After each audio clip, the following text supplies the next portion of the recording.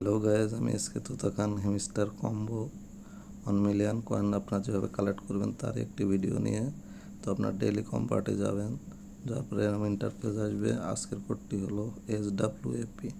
S লিখতে গেলে আপনি 3টে ডট দিবেন, এস চলে আসবে। ডাব্লু লিখতে গেলে 2টা মাইনাস দিলে ডাব্লু চলে আসবে। তারপরে এ চলে আসবে, তারপরে পি চলে আসবে।